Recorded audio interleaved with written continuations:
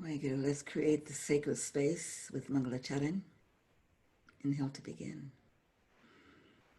Adgure Name, Jugadgure Name, Satgure Name, Sri Guru Deve Name, Adgure Name, Jugadgure Name, Satgure Name, Sri Guru Deve Name, Adgure Name, Jugadgure Name, Satguru Name, Sri Guru Deve Name.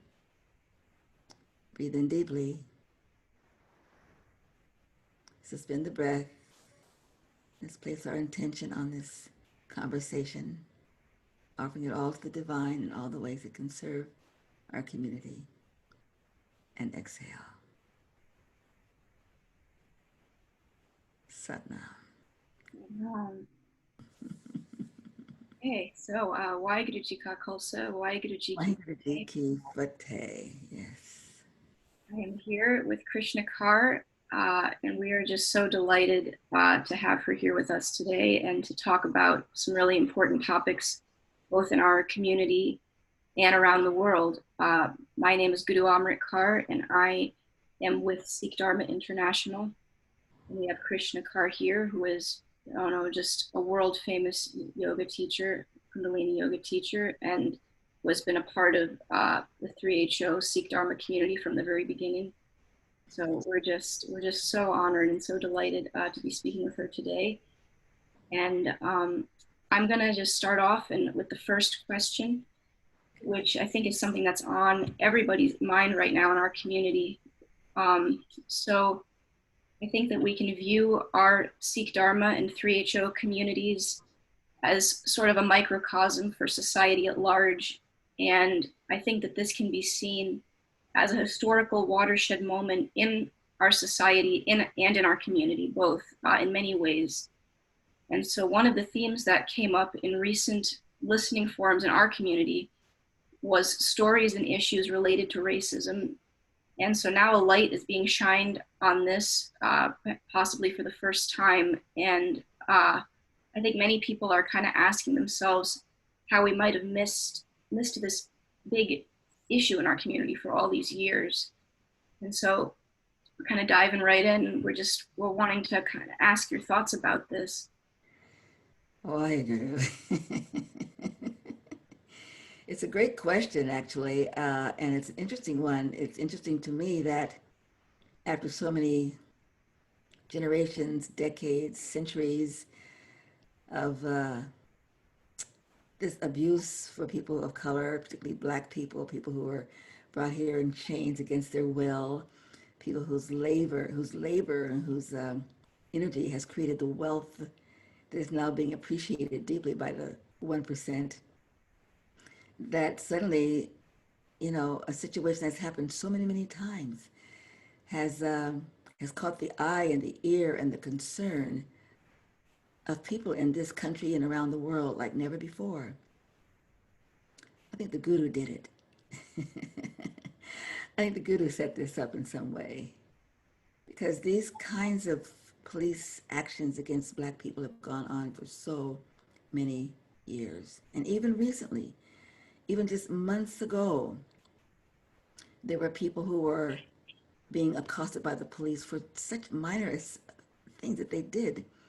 And they ended up being practically choked to death. And I remember, of Mr. Garner, who kept saying, I can't breathe, I can't breathe, I can't breathe. And that was caught on the social media, that was caught on the news. We saw that. But it didn't create this same kind of fervor. Going back further than that, seeming like years and years ago, because it was maybe back in the early 90s, when Rodney King was being beaten. And the only reason that the public got a chance to see that and the shadows of the underground one of the highways. But there was a man in his own home who was just filming it. He heard it, he started filming it. If it hadn't been for that, we wouldn't have known about that either. Yeah. So it's as though now I think that COVID-19 had something to do with it, because people were sitting at home all over the world, and they were asking questions, I suppose, about their life and going forward, and the fact that folks in Europe, all over Europe, South America, and Asia were all saying, what's going on here? And to be really honest with you, I think the U.S. was embarrassed. As long as it stayed within the boundaries of the United States, it's like we could kind of, you know, think it away, talk it away, excuse it away, make it something unusual or something specific, and not feel called to deal with it.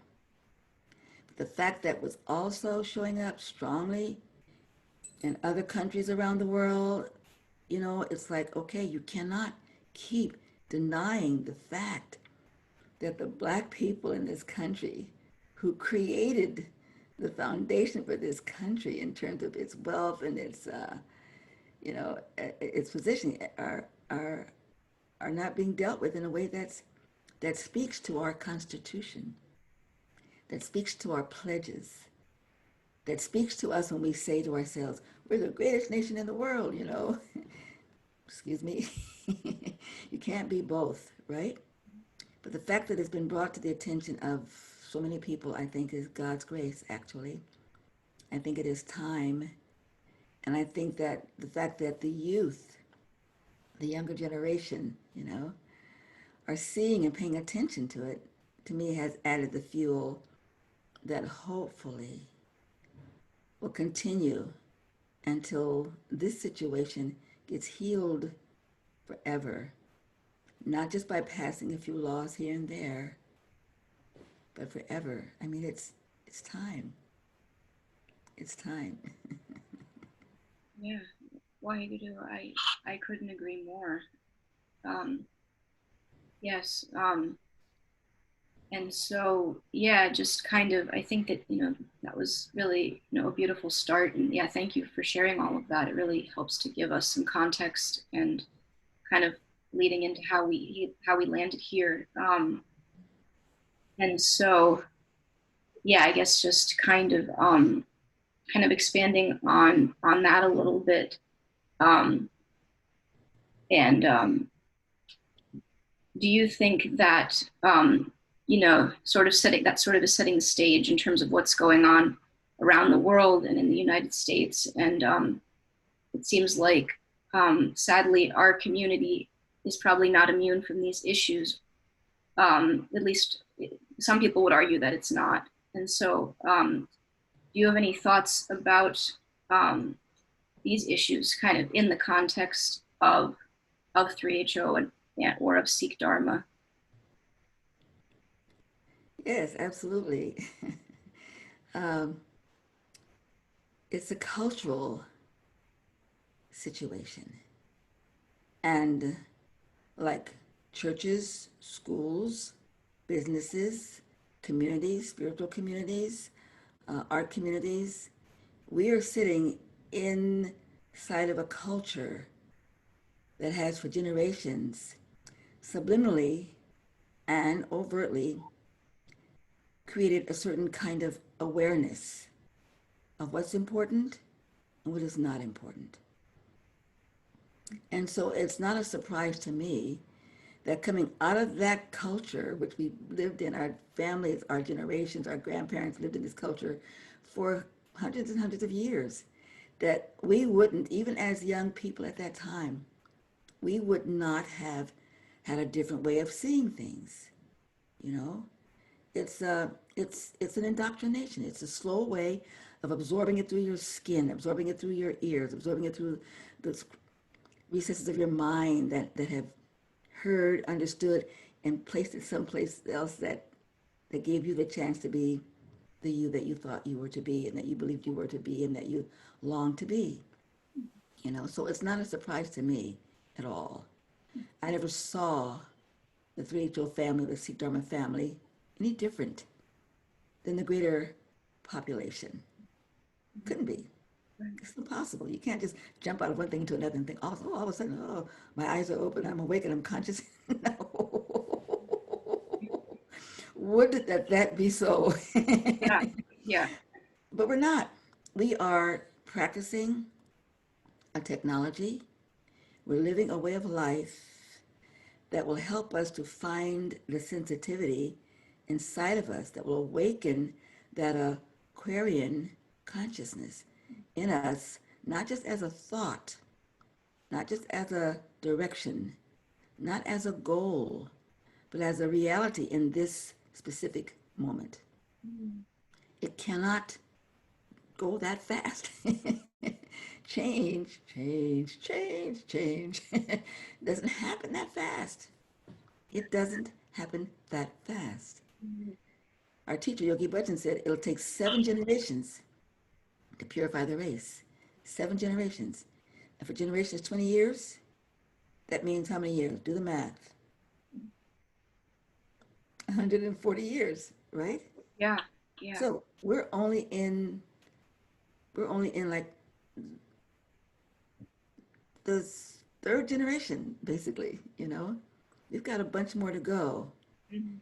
And if we continue to do our practice, continue to open our mind, continue to allow things like Black Lives Matter to shock us, it was like a kind of like doing your first tantric course, you know? Yeah, yeah, yeah. The nervous system is shocked, the brain is shocked. It's like, oh my God, what did I just do? Yeah. And so, yes, this is like another wake up call opportunity, that just shocked us into a place of looking and thinking and asking ourselves the question, Yes. how did I miss this? Mhm. We didn't miss it. We just sort of buried it easily because it was so easy to bury it since nobody else was paying any attention to it. No one else was saying anything except the small group over here, you Mm. know? So therefore, it's easy to just follow the direction of our parents and of our culture, you know? Yes. But it's exciting to me and people all over the world, I'm sure, that there has been an awakening bell that has sounded, and there hasn't been one like this since Dr. King back in the 60s. He rang the bell. Mm. uh, Yeah. and unfortunately, the energy got pretty much smothered by the women's freedom, right? You know, Mhm. women's liberation. That began to take over. And that was an easy place for people to gravitate towards. It's an easy way to be able to embrace something like that. Embracing the all people are equal, black, brown, or white, is harder because that was embedded so deeply into the culture of our country from its inception. Yeah. Yeah. Yeah. So it's great. I'm happy to have this conversation. I'm happy that Siddharma Choto reached out to me and have me express myself because this is my family and I love it deeply and I will never not love it or embrace it, even though it hasn't been different in this respect than it has been for me outside of my company, outside of my family. Uh-huh. Uh-huh. That, yeah, well, I think that's really deep and, just really powerful. I mean, I'm very affected by what you just said. And it definitely, it's really, it just, it acknowledges kind of, the darkness that's there and the light that's emerging. I think both really, really beautifully. And I think that one thing I've been hearing a lot is just the need for us, especially, you know, frankly, white people, we need to feel, there's a certain sense of we need to feel uncomfortable and we really need to go there. And it's not the time to kind of shy away from these things and these really challenging and very distressing, I think, issues. And really to look at our community honestly and ourselves honestly, first and foremost, and then our community from there and our world from there. So yeah, thank you. I mean, I thought that was just really illuminating. And yeah, I think right now more than ever, it's vital, frankly, in my opinion, to be raising, uplifting, and raising and highlighting and featuring front and center, Black voices kind of in our community and outside of our community, because this is such an important moment in our history. Um, and yeah, we're just so delighted and so honored again that you're here talking to us. It's important for our community, Guruamrit, because we espouse these truths all the time in Japji, in Japsab, in our teachings, in the meditations we do, in the kriyas we do, the philosophy, we espouse this truth, and so it's not going to be difficult for us to figure this out. And the fact that we are a community and that we are clear about what's important to us spiritually, we're going to figure this out.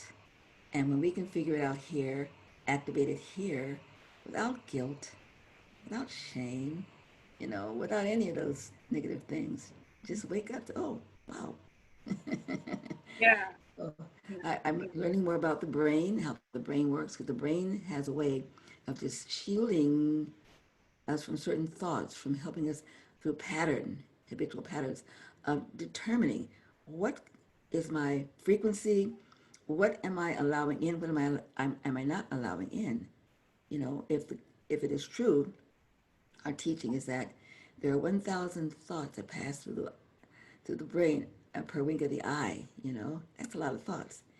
And so by habit, by frequency, by learned behavior, the mind grasps a hold of those certain thoughts that it is familiar with, comfortable with, and can understand, you know.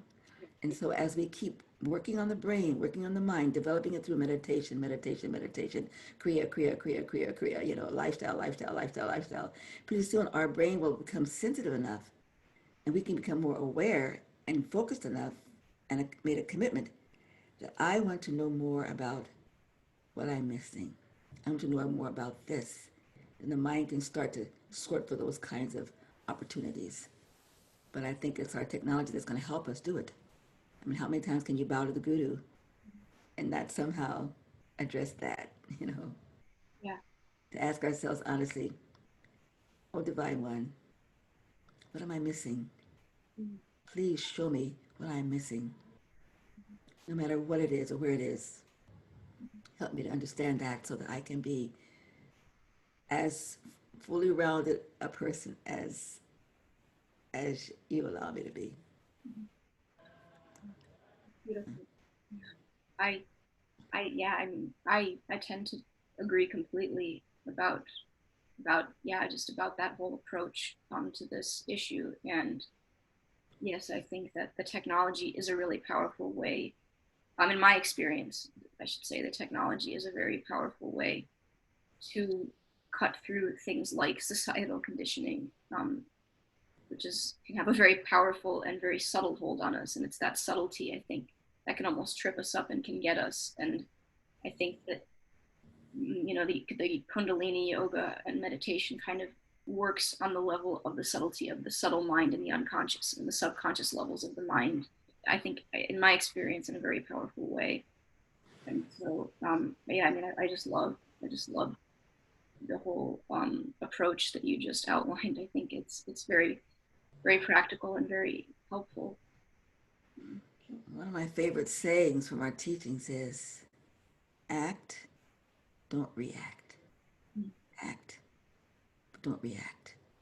And that works exactly opposite of our culture. Mm-hmm. Our culture, as the larger culture is a reacting based culture. We're stimulated to react through fear, through anxiety, through need, through experiences of lack. That's how product is sold. You know, that's how people get active on with slander and rumor. It's a reactive style. I can remember growing up and had parents and adults and people say things that would cause me to settle on a way of reacting. My mother fortunately gave me other lessons which helped me to correct that. But it was, you can't take that from anybody. You don't do that. Just all these things. Make sure that you this, make sure that you that. Naturally, that's the negative mind, the protective mind that's trying to say, I want my child to be safe when they go out there in the world, you know? And here's how I can keep you safe. If you follow these tools, you'll be safe, you know? And so naturally we have them. Naturally they work. They work. But we're about in this community, I think, allowing ourselves to be a little unsafe. Being able to teeter on the edge of what is true, what is not true, what is real and what is not real, and be able to examine that from a very open space, Mm-hmm. the heart from the mind, and then act, but don't react. Yeah, yeah, yeah. I think that's beautiful. And I think, yeah, I think it's a challenge. I mean, I've noticed even in myself these days, I've felt very reactive, and which I even more than I ever have in my life. I've just noticed I have that almost like that split hair kind of trigger almost, and it's like there I go, I'm off and I'm reacting, and it really it's really I think a challenge of the times not to go there and to kind of bring myself or ourselves back to that place of neutrality where we are really acting and we're not reacting. And it's helpful just I think even just to ask ourselves in that moment, okay, am I reacting right now or am I acting right now? And that even sometimes I do that, and that even kind of can recenter me a little bit. um It's cool, it's beautiful because our teachings also say that we do have this negative mind, we have a positive mind, we have a neutral mind. The negative mind is our reactive mind, it's the protective mind. It's always first and fast, the mhm, fastest. So it's not like denying anything, it's like understanding what its purpose is and being able to add in another component, another part of that, so we can get another way of balancing the situation out. And from both the positive mind, which could be also risky, being super positive means you could be very, prone to risk.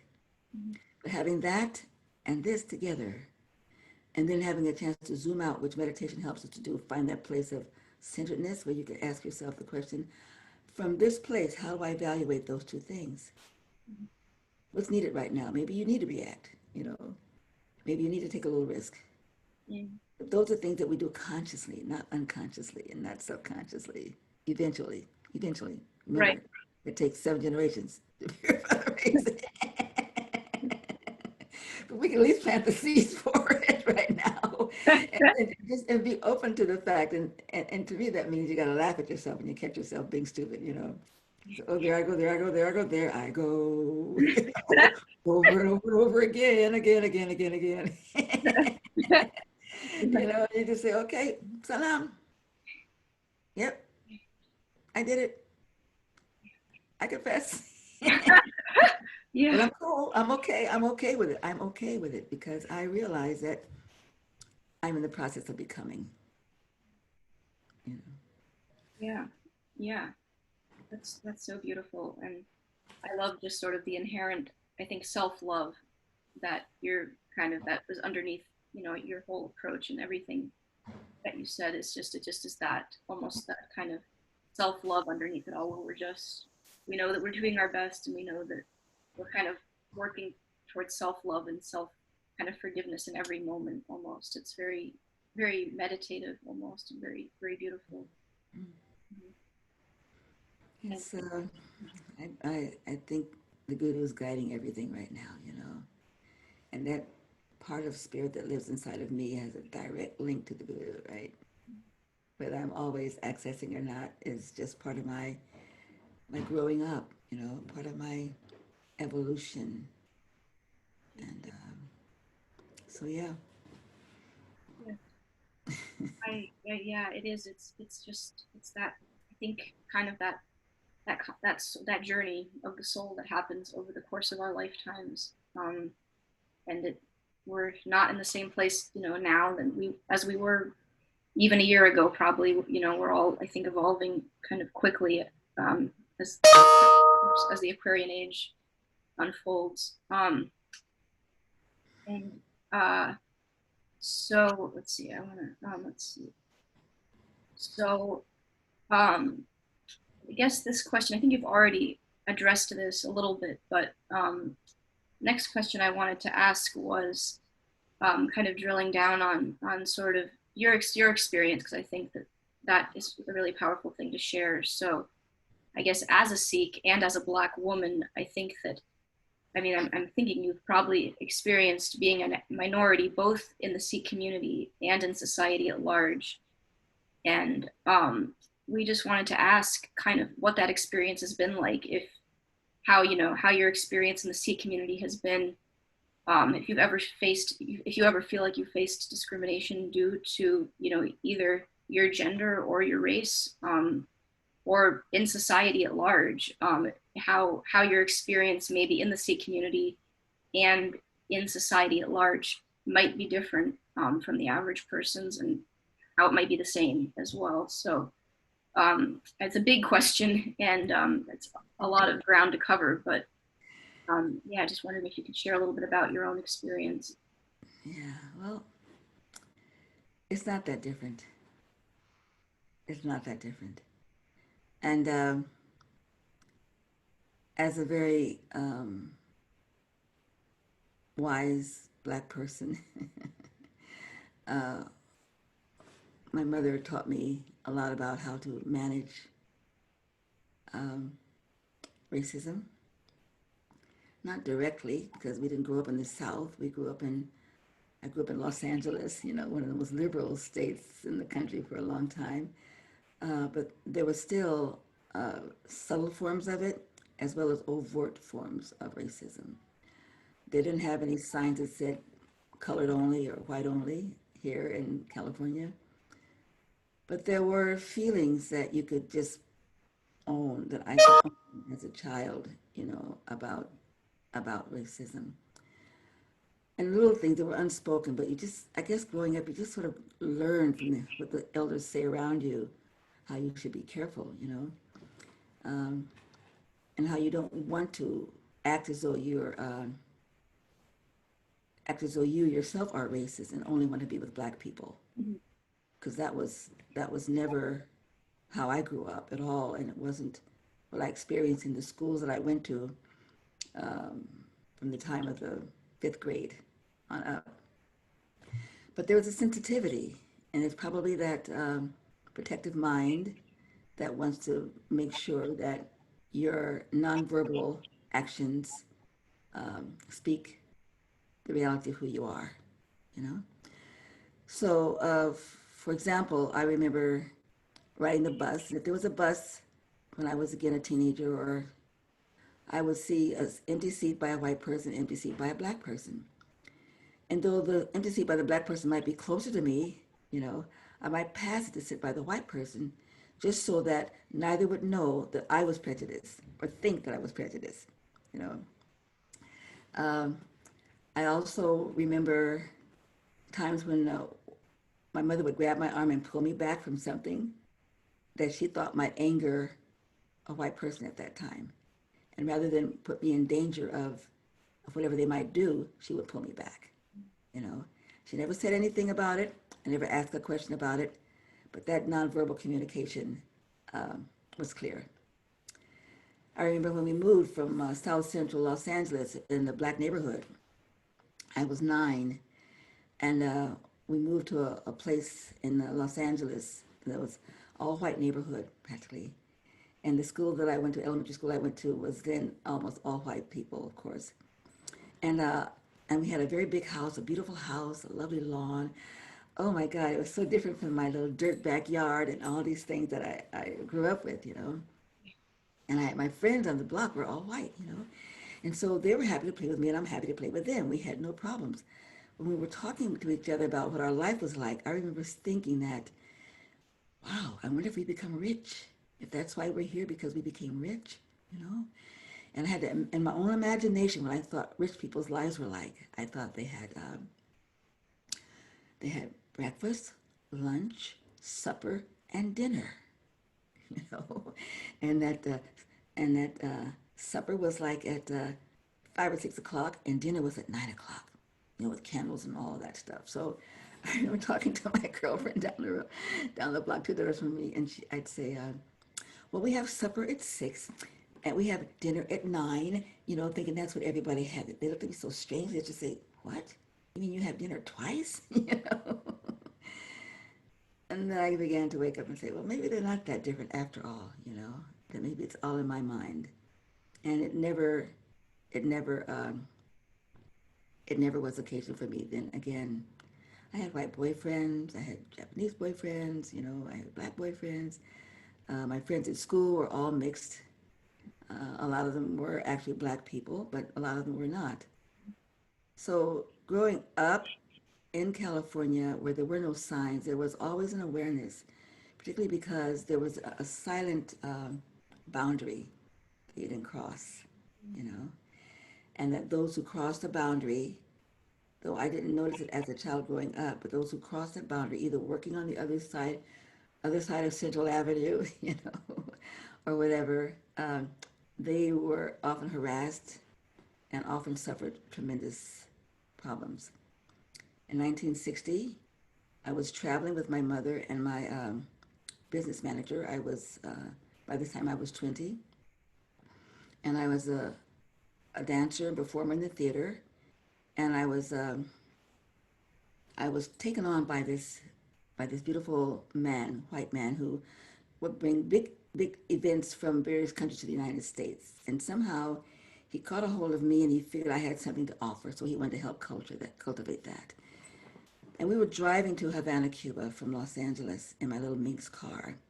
And we took the southern route because my manager had lots of friends in Havana, Cuba at this time. And he could get lots of costumes made and musical arrangements done and pictures and all sorts of things very, very inexpensively. So driving through the South was my first experience of what it was like to be in a segregated country. Mother and I were drivers, and we stopped at all the best motels for the night. And my manager would go in there and tell the hotel owners, these are not Negroes, these are Cubans. And they said, oh, wow, that's all right then.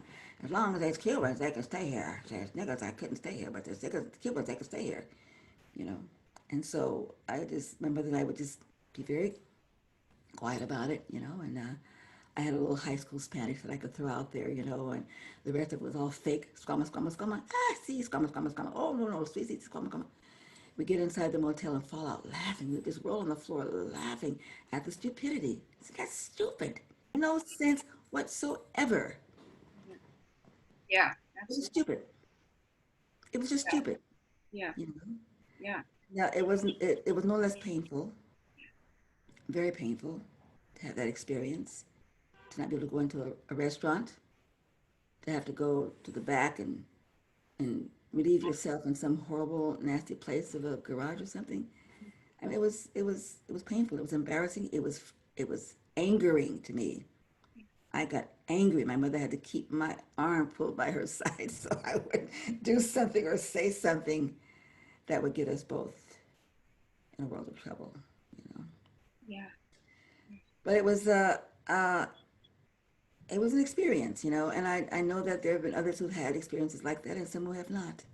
mhm, mhm, But coming back into this culture, into my family here, there's been nothing overt like that with me whatsoever that I've experienced. Not one single solitary thing.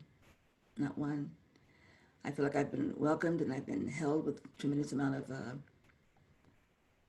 of grace and love and respect. And I don't know if it's because of my relationship with Yogi Bhajan, you know, or not, because I was one of his staff for a while, and I was someone that he really honored and uplifted. mhm. But there were places where I did feel that there was a little of that standoffishness, you know, that you can get so you sort of can smell it, Yeah, see it, you know it, without saying anything. And mhm. I don't even think it was overt or conscious, Great. but it was there, you know. Yeah, But it didn't stop me from being me or from serving in the way that I serve, doing what I do, you know. Um, I just sort of allow. yeah, yeah, yeah. Well, it's really powerful, I think, to hear about your experience. And so, yeah, thank you for sharing that. And I mean, I personally am drawing just a lot of just inspiration, frankly, from, you know, from just the strength and the grace that you've really exhibited, throughout your life. It's really inspiring. So yeah, thank you for sharing your experience. And um, so the next question that we had was, um, if you, I think that wondering if you have any ideas of how you think that our global kind of Sikh Dharma and 3HO community can maybe do a better job of both including and prioritizing diverse voices and perspectives kind of in the work that we do, going forward. I'm wondering if you have any kind of thoughts or ideas on ways that we might be able to do that. Well, I've given it a little bit of thought, not a lot, since it has come up, and I've had a direct conversation with some of our members about it, which I really appreciated a lot. Um, I think a lot of it has to do with not doing anything, just noticing and asking yourself the question where your thought or feeling might come from with this person, or how it might be felt by this person, you know. And recognizing if there and when there is, because sometimes it's so subconscious, when in the subconscious mind you have judged something differently, Mm-hmm. taken an action by a person of color a little differently, maybe giving a little less benefit of the doubt or a little more assumption. There's so many ways in which our brain and our mind has been programmed that we're not even consciously aware of the programming. Mm-hmm. And it just feels so natural and so automatic. But it is something that's been planted in there for generations, from your ancestral generation, not just your grandparents and your parents, but your ancestral generations and your neighborhood and your school and your your church and wherever you come from. It just is such a natural thing. Even to the point where sometimes a person will make a decision about someone, not negative or positive, but just want to include them because they're black. Mm. You know, Right, right. it's fine. No, go ahead. That's a good way to open the door. Just get started with just doing that. That's okay. That's okay. That's okay. But just realize that that's what you're doing. Oh, I want to make sure that I'm not seen as being prejudiced, but that I'm an open person. I have an open mind. Let me make sure that it's subtle. It's not, it doesn't even have a voice as strong as the one that I'm using right now. Yeah, yeah, yeah. Just to notice these things internally. And doesn't mean you shouldn't do it. Right, right. It just means you should just notice it. Mm. And by giving it attention, pretty soon you begin to understand that intention. And at some point, you won't even need that. It'll just be an automatic thing. So I would say, and I have the same thought about what's happening in the country right now, as they're passing laws and rules and making all kinds of things happen because of Black Lives Matter. I think it's important that those happen. Those things must happen, you know. But unless under the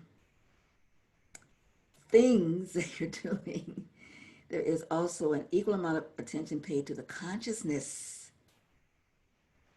behind it, then I think it'll probably slip a little bit into the shadows as all the other efforts have over the past 200 or 300 years. Does that Mm. make sense? Yeah, absolutely. It's like it has to happen. We have to do things just like we do Kriyas and Kundalini yoga, even though it's not easy for us. We know we're working on the kidneys and the spleen, and we know we're working on the navel point and the heart center. We know all these things, but it doesn't mean that just by doing it that those things are going to become balanced and they're going to serve us all the time. They're not. Mm-hmm. It's when we do them repeatedly, Mm. Right, when we keep doing them, even though we don't like it, even though it may be hard, even though there are easier things to do in our lives, we do it anyway because eventually we'll retrain those reflexes, we'll retrain the way those organs are functioning in such a way that they will not so quickly go to that place of pain or sickness. mm. It's Right, a right. place where you can say, okay, you know, if I keep doing this, it'll become normal. It'll become natural for me. So I would say just being aware. Awareness is the first step.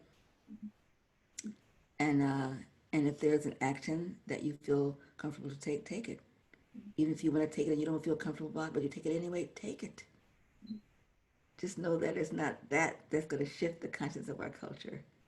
That's like the first step. That's kindergarten. That's when you learn to write your name between three lines. You go to the top line for the capital, you go to the middle line for the, but by the time you go through that for a couple of years, you're scrolling all over the place, right? Yeah, so it's similar to that. Yeah. Yeah, thank you. I think that that brought up a lot of really important points. And yeah, I think I like it was really Zen. It kind of really brings it back to the level of the individual and each of us kind of expanding our own consciousness and playing our part in this evolution. And I think also you kind of touched on an area that I think is really important too, which is this kind of unfortunate tendency toward almost tokenism. And I think that that is really something we need to watch in ourselves and make sure that we're not kind of going to that place. Um, and and that kind of leads into Well, on that topic, oh you yeah, know, I yeah. would say that you got to be careful about the idea to include versus tokenism. Yeah. you know, and that's a conscious difference. I want to include people who have a different experience, who may have a different experience, a different perspective, point of view. I want to bring all of that into the discussion, all that into the experience. But tokenism is different. And Mm-hmm. it's different because it's just like I want to show up and look like Right, right, right, like I'm a universal being and that I'm open and that I'm cool. right, But I right. think we bring it in because we want to know, because we want to include, Mhm. because we want to inform ourselves, because we want to be open. All those are good reasons for bringing in people of color, people of different textures, people who have different experiences, people who don't have the same uh, ID, or frequency or education or professional experience. All that, yeah. Bring in somebody who just sweeps the floor because they can probably tell you a whole lot about life and human behavior and human energy because they're right there sweeping up all the garbage. Yeah. So Yeah. it's different. I'm just saying to be careful that it's inclusion for one's own education and for the education of our community is one thing. Mhm. Organism, we don't need that. Yeah. Yeah. Thank you. That's helpful. Thank you. I mean, I found it helpful. I'm sure others will too. That's just a really helpful distinction and very wise. So thank you. And so the next question we had was, it's kind of actually flows nicely from the last question, but we were going to ask if you can identify kind of the most impactful actions that people can take to evolve their consciousness during these times and to start to recognize and embrace both our similarities and our differences. Sadhana. Sadhana. Cold showers, sadhana. And even though there are people who don't do the physical kriyas these days, I don't know how you can get out of your system. You have to be willing to put pressure on some of those subtle points that hold the feelings, that hold the sensation. It's not just sitting and meditating, you know, or playing kirtan or listening to kirtan. It's about the fact that the body and the mind work together. They affect and influence each other so well. And that's one thing that our teachings have really demonstrated and have really brought forth. And sometimes the hardest kriyas are the ones that go the deepest and help to root out the oldest, most stuck, subtle, invisible, subconscious patterns. I would say being aware and just being conscious of it, just in general, but then get really busy about doing your best.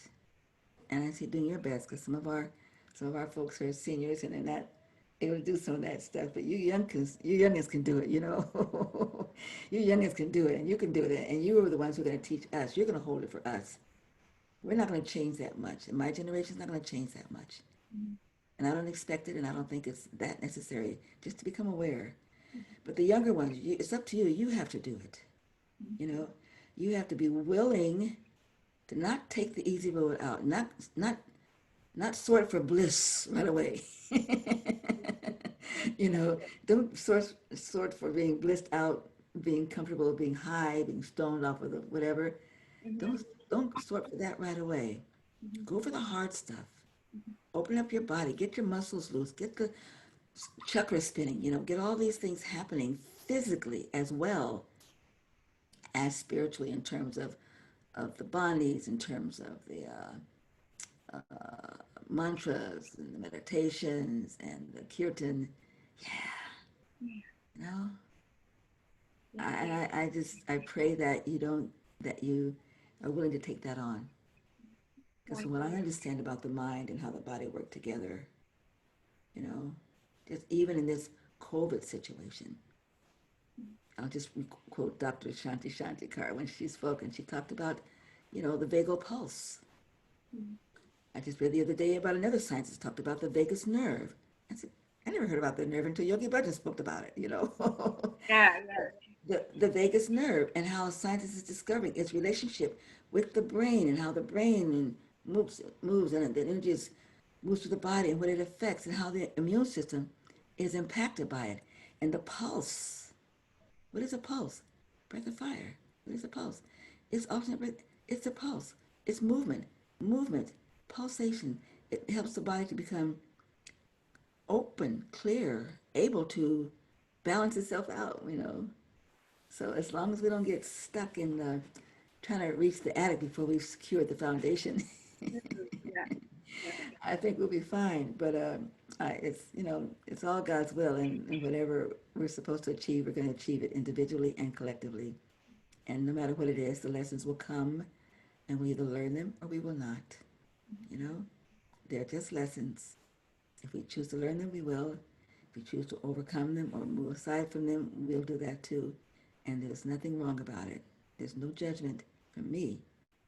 There's no judgment from me on how anybody chooses to live their life. Nobody. I don't care who they are. How beautiful and how refreshing as well. Just in these times, it's just that's really beautiful. Thank you for sharing that.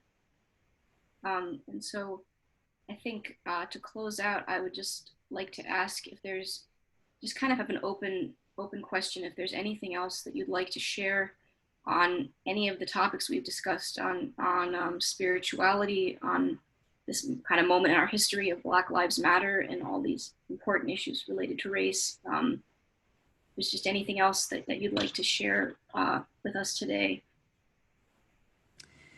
Wow. Well, I'm just very grateful to have been invited to Amrikar to spend time with you and to share with you.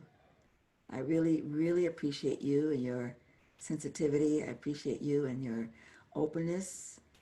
And I love that your generation is going to be leading the way for this, not by what you say all the time, just by what you do, how you hold it in your heart, how you hold it in your thoughts, how you hold it among you and your friends. That's what's important to me. And I know our community is going through a lot right now, and that's okay. Buddha brought that on us also, you know, and we'll figure it out. We'll figure it out. But if we can remember the teachings and practice them so that we don't just have them in our brain as a quote, we have them in our heart as a feeling, and know that we can learn from this. We can learn from this. We can learn from Black Lives Matter. You know, we can learn from COVID. It's obviously here for a really, really, really important reason.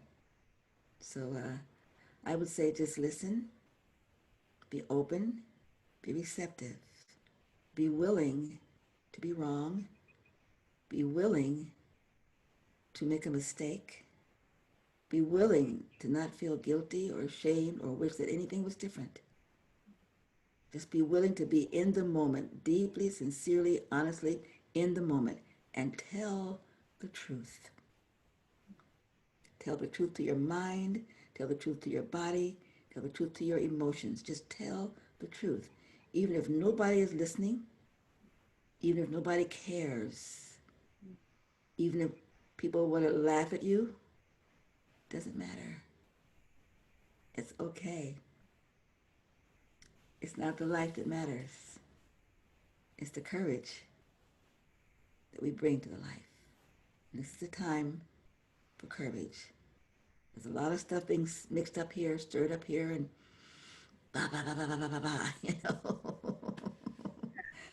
But Waheguru, you know, Yeah, it's all His grace. yeah, absolutely. Thank you. That was so beautiful. Such a beautiful note to kind of end the conversation on. And yeah, we just want to thank you so much for your presence today and for all of the light and wisdom and depth that you've shared. I mean, I've just found it to be so fascinating, so inspiring, so helpful, and yeah, just Waheguru, just thank you so much. So we're just so honored, truly. Um, and yeah, so I think yeah, I think that's a beautiful note to kind of end on. And Waheguru Ji Ka Khalsa. Waheguru Ji Ki Fateh. Satnam.